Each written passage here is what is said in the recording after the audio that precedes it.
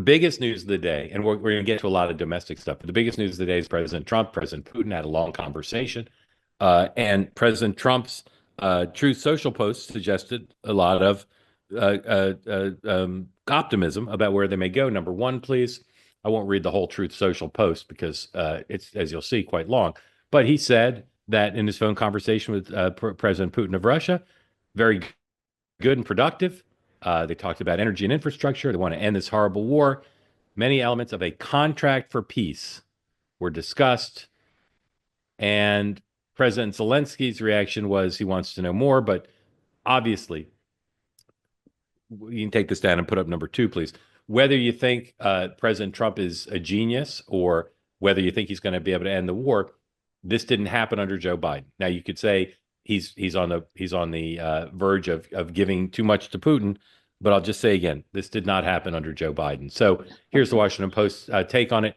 Trump, Putin to agree to partial ceasefire in Ukraine, but plan needs Kyiv sign off. So, Congressman, tell me what you like about what Donald Trump is doing on Russia, Ukraine, and tell me what you don't like. Well, I'd first say, the pandemic didn't start under Joe Biden. So, like, if you want to get in a tit for tat for what happens under presidential rule, there's always a lot of pluses and minuses. Well, let me just stop you because I know you're comfortable with it back and forth, and I'm not interrupting. I'm not interrupting you so much as asking for clarification.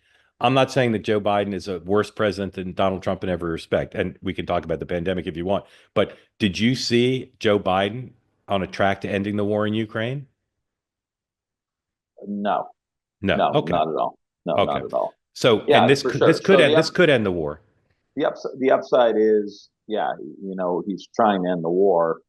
The negative is it's not a peace. I don't think it will end up being a peaceful resolution where both sides are going to get an even deal. Clearly, Putin was the aggressor, and any way of getting an agreement where both sides are kind of in agreement or it's a balanced peace settlement, then we needed, I feel, to continue to support Ukraine, make it unpalatable for Putin, make it unpalatable for Russia to keep going. And this is basically pulling the rug out from Ukraine and then trying to negotiate a deal for them at a position of weakness. And so I think it's going to be very, very difficult. So if the president called you and said, Congressman, I saw you on two-way and I heard your concerns. I love Halpern. Yeah, I love Halpern. happy to be on with him always. How would you tell him to proceed? What would your advice be to him how to proceed? Because it sounds like you're favorable towards talking. You're just worried about where the talks will lead. So where would you tell him to draw the lines in the conversation and in the deal? I would just say, kind of espouse Ronald Reagan's principles, quite frankly, and that's always negotiate from a position of strength. And let us help the Ukraine negotiate from a position of strength. And that means, they need the armaments, they need the artillery. And look, of course, we want Europe to do more, and Europe is doing more. And so that, I guess, would be a plus in Trump's column to get them to actually do more.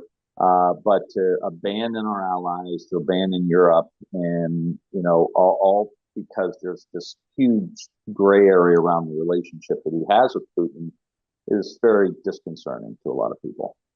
I'm just going to ask you to be more specific because I understand generally what you're saying, but what I don't understand still is where are the lines for you? In other words, you don't want a bad deal. I don't think he wants a bad deal.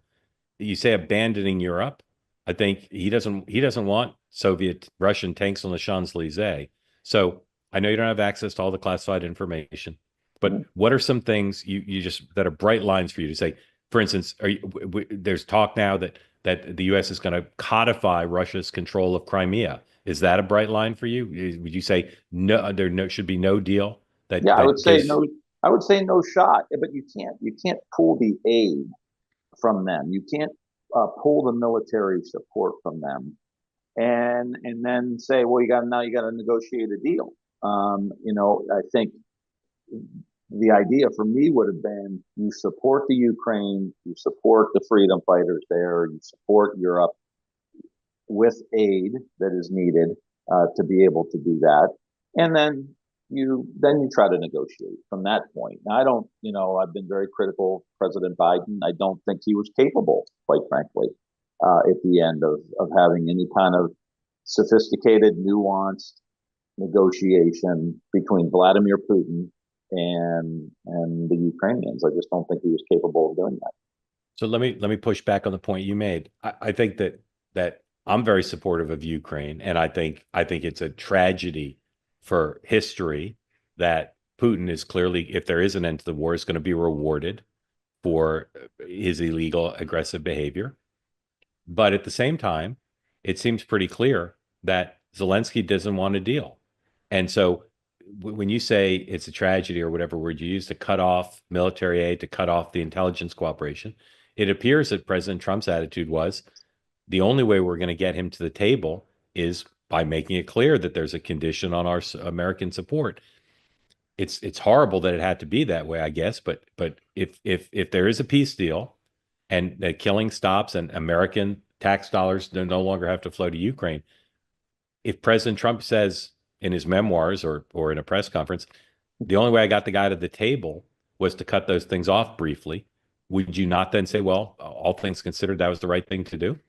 Well, I would say, what are you doing to the Russians? What are you taking away from Russia? Because I look at, I hate to simplify this, but it's like a divorce. If both parents in a child custody case, like both parents are going to walk out of the child custody case being mad that the other side got something and they didn't get something.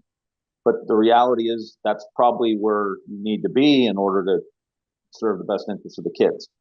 I think in this scenario, it's very one-sided on behalf of taking stuff away from the Ukrainians, giving stuff to the Russians, including territory, Crimea, or whatever the case may be, rewarding really, really bad behavior, and not asking what are the Russians going to sacrifice in this deal. It seems like they're going to get what they wanted. Is the sacrifice?